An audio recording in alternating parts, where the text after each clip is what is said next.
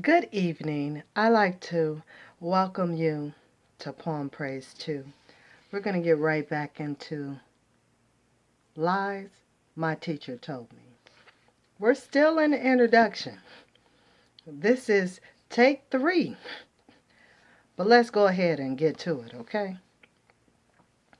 And it reads as such. Again, what exactly is our job as Americans? Surely, it is to bring into the being the America of the future.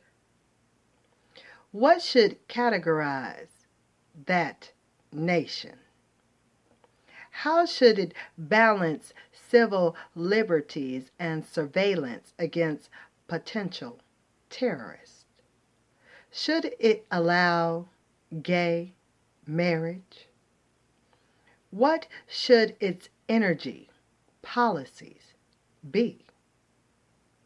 As the world's finite supply of oil begins to impact upon us, to participate in these discussions and influence these debates, good citizens need to be able to evaluate the claims that our leaders and would-be leaders make. They must read critically, winnow fact from fraud, and seek to understand causes and results in the past. These skills must stand at the center of any competent history course. These are not skills that American history textbooks foster, even the recent ones, nor do courses based on them. Why then do teachers put up with such books? The answer: they make their busy lives easier. The teacher's edition of Holt American Nation, to take one example, begins with 22 pages of ads making this point. One page touts its management system. It contrasts 2 photographs. One shows a teacher struggling to carry a textbook. Several other books, some overhead projections, a binder of lecture notes, and miscellaneous papers. The other, a teacher smiling as she slips a single CD into her purse. Everything you need is on one disc.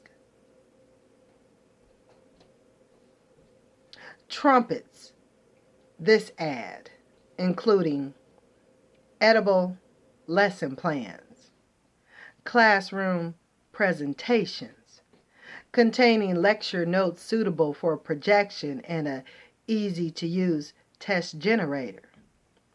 No longer do teachers need to make their own lesson plans or construct their own tests. And if they run out of things to say in the classroom, the disc also contains previews of the teaching resources and movies that Holt offers as ancillary materials. Many of these supplements, including a series of CNN videos, are more valuable education tools than a textbook itself. The problem is that the purpose of all the ancillaries is to get teachers to adopt Holt's textbook.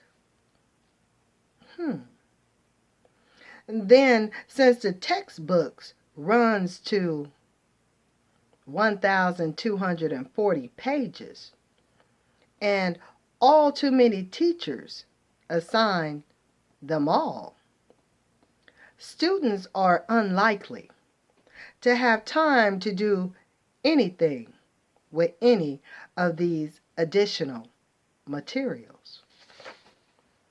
Sometimes help comes from the top down. Many school systems have grown displeased with the low student morale in these textbook-driven history courses. As a matter of school board policy, at least two systems require any teacher in social studies or history to read my book. Homeschoolers have also found their way to Lies My Teacher Told Me, wrote David Stanton, editor of a resource catalog for homeschoolers. I read it cover to cover, including the footnotes. Found it hard to put down and was sad when it ended. Students have all taken matters into their own hands. A 14-year-old in Mount Vernon, South Dakota, going into the 9th grade, had already read Lies My Teacher Told Me and Lies Across America. These are excellent books, she wrote. After reading them, I spread them around the school to different teachers. All were shocked, and due to this are changing their teaching methods. You see how the youth made a change? To someone who was open and listening to what the youth had to tell the elder? John Jennings, a high school student somewhere in cyberspace, wrote he and a group of his friends have read your book, Lies My Teacher Told Me, and it had opened our eyes to the true history behind our country, positive and negative. He went on to add that he is signed up to take American history next semester, and we are using one of the 12 textbooks you reviewed. So I can't wait to attempt to start discussions in class concerning issues discussed in your book and use your book as a reference. A North Carolina dad wrote, my daughter uses Lies My Teacher Told Me as a gorilla text in her grade 11 advanced placement U.S. history and loves it. Although the teacher isn't always pleased. My favorite email of all came in from a lad somewhere at AOL.com. Dear Mr. Lowen, I really like your book, Lies My Teacher Told Me. I've been using it to heckle my history teacher from the back of the room. My friends all like it too, he went on. If I could get a group price on it from the publisher, I could sell it in the corridors of my high school. I got him the group price, and since then, several teachers, perhaps including his, have told me that my book in the hands of precious pupils made their lives miserable until they got their own copy, which jarred them out of their textbook rut. So there is also hope from the bottom up. Best of all, the response in the aftermarket, adults who have turned to lies because they sense something reminisce about their boring high school history courses. Many find it a book to share. I read it twice, and then it made the round of friends who were stubborn about returning it.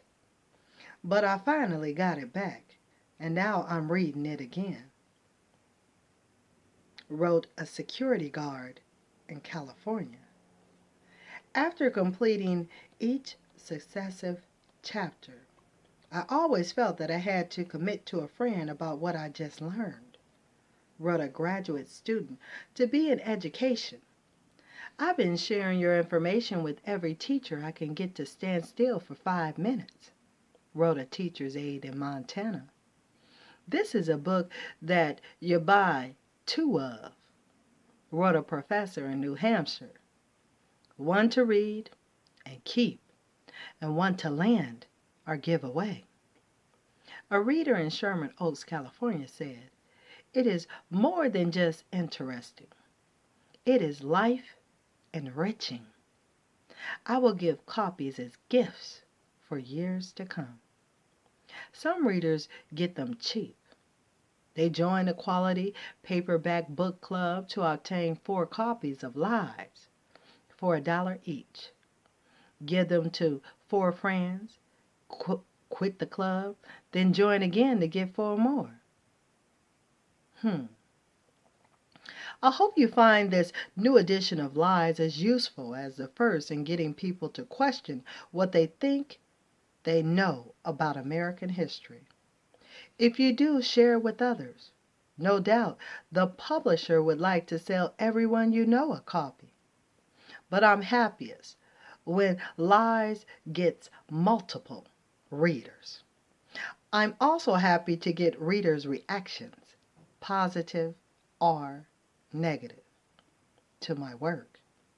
You can reach me through my website, uvm.edu/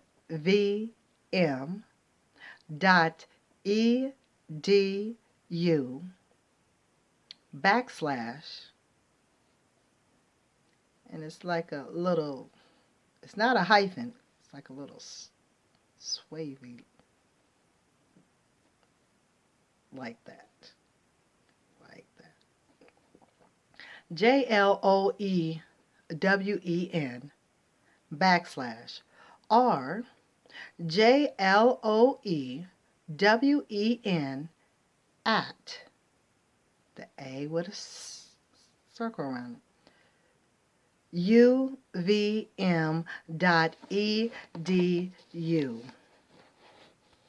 And I tried to put it closer, but hopefully you got the way I just broke that down.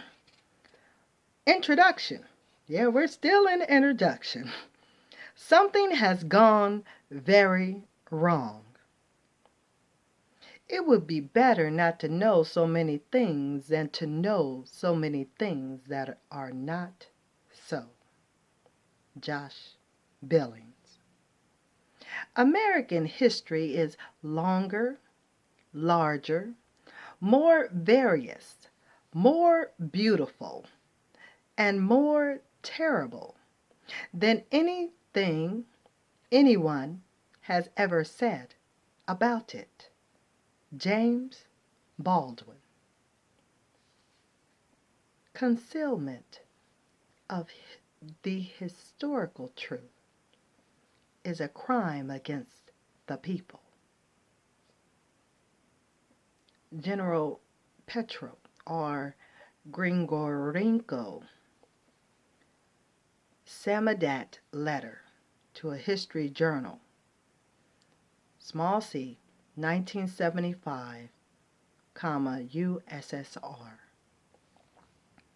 Those who don't remember the past are condemned to repeat the 11th grade. James W. Lowen.